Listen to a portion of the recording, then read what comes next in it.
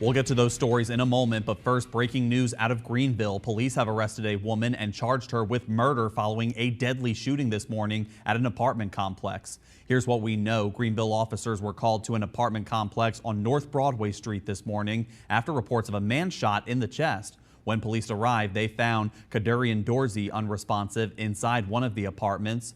Investigators quickly developed Samantha Rape as a suspect. She was arrested and is currently being held at the Washington County Regional Correctional Facility on a murder charge. If you have any information on this case, you are urged to call the Greenville Police Department or Crime Stoppers.